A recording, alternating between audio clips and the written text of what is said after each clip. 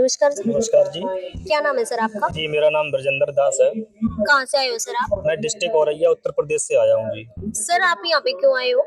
जी, यहाँ पर संत रामपाल जी महाराज जी के बोध दिवस के उपलक्ष्य में यहाँ पर समागम का आयोजन किया जा रहा है। तो मैं यहाँ पर 3 दिवसीय जो विशाल भंडारा चल रहा है उसके उपलक्ष्य से यहाँ पर मेरी सेवा लगाई गई है। तो मैं यहाँ पर सेवा करने के लिए आया हूँ। सर ये बोध दिवस क्या होता है? ये बोध दिवस ये है कि संत रामपाल जी महाराज जी को स्वामी राम देवानंद जी महाराज जी से नाम दीक्षा प्राप्त हुई थी सन 1988 में। उसी के उपलक्ष्य में, उसी के यादगार में ये लगातार कार्यक्रम आयोजित किए जाते हैं हर साल। तो सर मतलब ये हर साल मतलब ये कार्यक्रम आयोजित किए जाते हैं तो हर साल किए जाते हैं तो मतलब कुछ ना कुछ चेंज किया जाता होगा यहाँ पे? जी मैम, इसमें एक साल में कम से कम 6 बार समागम होते हैं और हर समागम में अलग अलग कार्यक्रम आयोजित होते हैं। उसके आधार पे अलग अलग ज्ञान आपको सीखने को मिलता है इसमें। और हर उपलक्ष्य में अलग अलग, जैसे संत रामपाल जी महाराज जी का बोधि दिवस हुआ, कबीर परमेश्वर जी का निर्वाण दिवस हुआ, उनका अवतरण दिवस हुआ। तो ऐसे करके कई समागम आते हैं जी। सर जैसे कि यहाँ पे देखने में आया कि यहाँ पे बहुत सारे श्रद्धालु आए हुए हैं। मैं आपसे ये जानना चाहती हूँ कि आप उनकी सुख सुविधाओं के लिए मतलब क्या कुछ व्यवस्था की गई है यहाँ पे?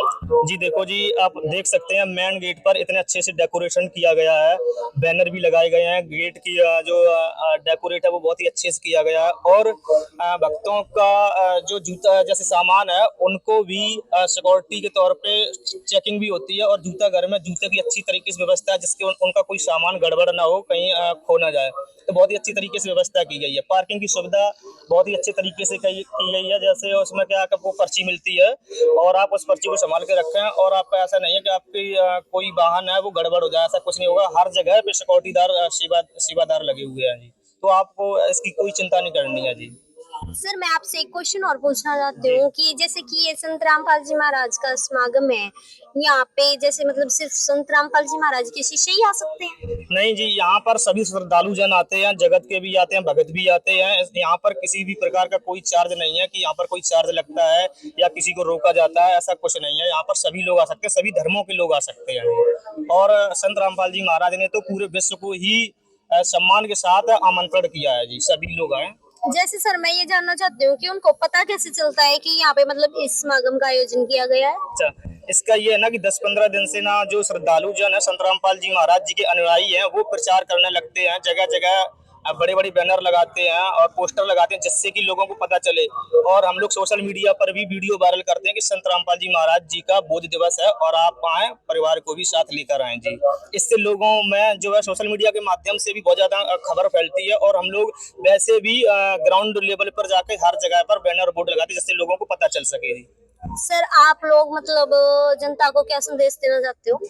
जनता को मेरा यही संदेश है कि आप एक बार आए संत रामपाल जी महाराज जी के समागम में, जो भी समागम होते हैं, और उसमें उनका ज्ञान सुने, आप उनकी पुस्तकें पढ़ें, ज्ञान समझें। यदि आप एक बार आपको ज्ञान समझ में आ गया तो आप खुद ये कहोगे कि वास्तव में सच्चा ज्ञान यही है और सच्चा संत यही है। और सच्चा संत जो है वो सच्चा ज्ञान देते हैं, जिससे हमें सारे सुख प्राप्त होते हैं। सर एक मिनट, आप कह रहे हो कि सच्चा संत यही है? सच्चा जी संत मतलब आप क्या कह रहे हो कि संत रामपाल जी महाराज सच्चे संत है? जी जी। तो मैं आपसे एक बात पूछना चाहती हूँ कि सच्चे संत की क्या पहचान होती है? जी, सच्चे संत की पहचान यही होती है कि वो 4 वेद, 6 शास्त्र, 18 पुराण के आधार पे भक्ति बताता है।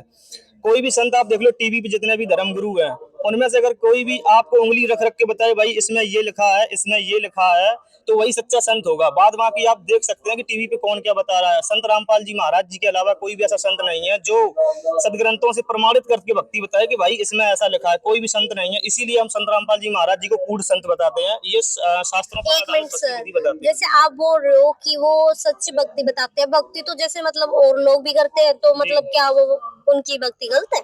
जी, गीता जी में क्या रखा है कि जो शास्त्र विधि को त्याग कर मनमाना आचरण करते हैं, उन्हें ना तो कोई यहाँ का सुख होता है और ना ही उनकी परम गति होती है। तो इसलिए जितने भी धर्म गुरु हैं वो तीर्थ भी बताते हैं, तीर्थ पे जाओ भाई, मंदिरों में जाओ, ये करो और वो करो, राधे राधे का नाम जप करवाते हैं। जबकि गीता में और वेदों में ऐसा कहीं भी प्रमाण नहीं है कि आप इन मंत्रों का जाप करो। तो इसलिए भी वो लोग क्रॉस भाई हो जाते हैं, भाई इनका ज्ञान गलत है जी। तो मतलब आप ये कह रहे हो कि जो गीता वगैरह का जो ज्ञान है जी वो उनको नहीं है?